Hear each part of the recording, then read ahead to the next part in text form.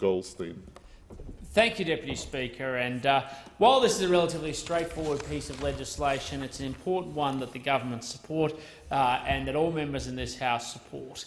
The Treasury Laws Amendment 2018 Measure No. 3 Bill deals with 3 specific schedules, specifically around laws directly affecting consumers which need to be properly addressed. Schedule 1, of course, deals specifically with issues around consistency and making sure that the laws and the penalty regimes that exist under consumer law are contemporary and reflect the modern reality. And this is a very straightforward exercise, Deputy Speaker, but it's actually critically important to do.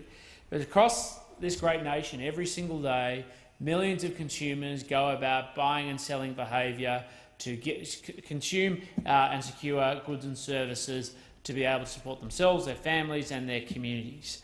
And people should not be taken advantage of. One of the foundational principles of having a free and open market is that there is a sufficient amount of information available to make sure that consumers have access to or informed about a product or a service if they're seeking to purchase it, and that people are not misled and people are not taken advantage of.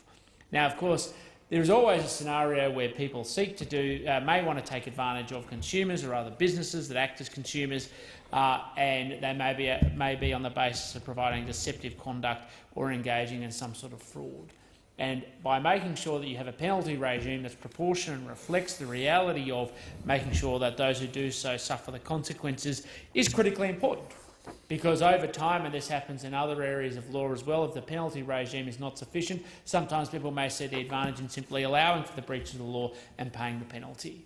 And so by having modern and consistent laws that work for 21st century consumers, particularly in an age, of course, of technology where people are able to buy things at a much faster rate and perhaps a less degree of scrutiny, it's important to have this regime in place. And this principal support of, that underpins free competition and fair competition is something that this government should be proud of and proud to support. The second schedule on the component of this piece of legislation directly deals with making sure that consumers who are becoming increasingly mindful of their consumer behaviour are protected as well under consumer law, particularly around making sure that when they purchase something as straightforward as eggs, that the eggs they buy are the eggs they get. Now, in the Goldstein electorate, there happen to be a lot of people who buy free-range eggs, including myself, Deputy Speaker. And whether you're down to Bay Street Coles or the Bentley Woolies, or of course the thousands of people every weekend that go to farmers markets, like the one organised by the great people of Hampton Rotary in Sandringham, or the one organised at Beaumaris North Primary School in Beaumaris by Beaumaris Rotary. When you go and buy eggs and people sell eggs, you actually want those eggs to be the ones you purchased. And you also want to make sure that there are proper protections in place under the law to make sure that if people are selling free-range eggs, that they are actually free-range eggs. And that there are proper measures in place to work with business to be able to make sure that those people who sell these products are doing the right thing.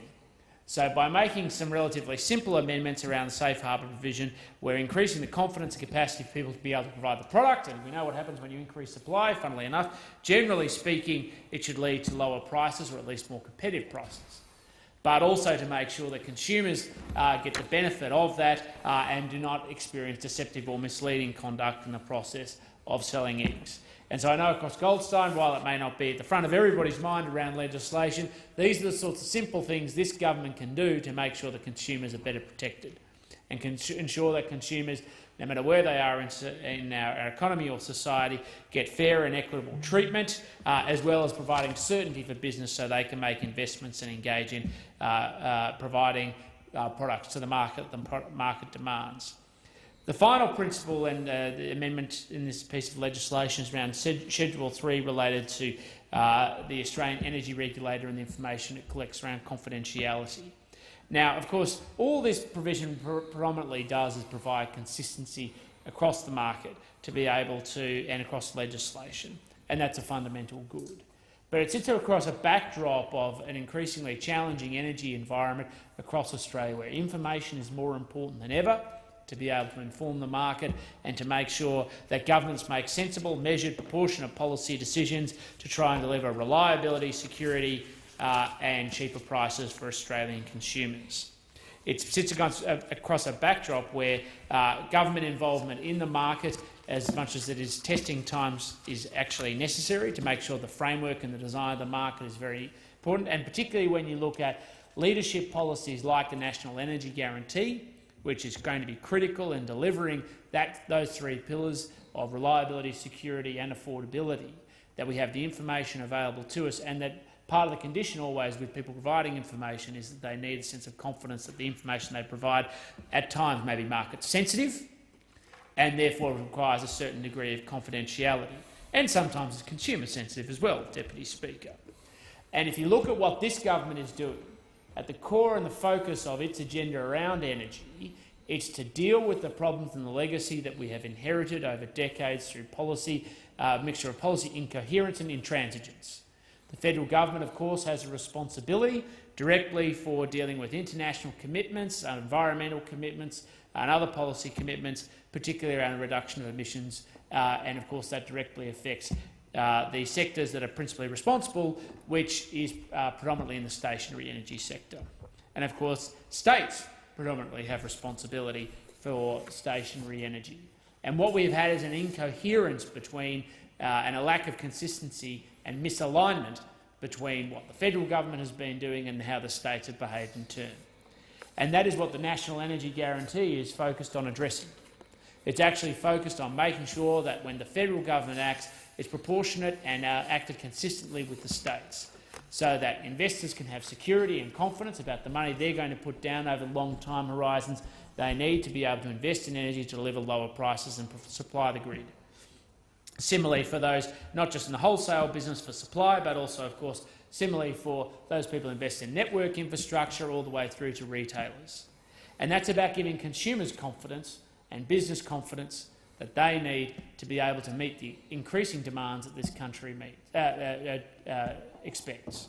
And of course, energy consumption is critical not just to the energy demands of households, but we obviously regularly reflect on that, particularly household bills, because I know everybody is sensitive to that, including myself, including the people of Goldstein, but also critically because there's a foundational input into the energy market for businesses to be competitive.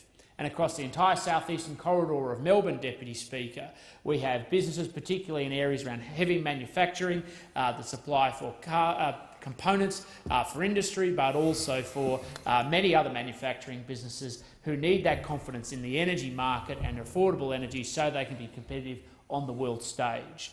Not just in the world stage for supplying to the global market, but they can be suppliers and contributors to other parts of the market of other Australian businesses that then want to export onto the global marketplace. And every little tweak and every little measure, including that's introduced in the Treasury Laws Amendment 2018 Measures No. 3 Bill 2018, is a critical part of building the framework and the infrastructure to achieve that degree of certainty.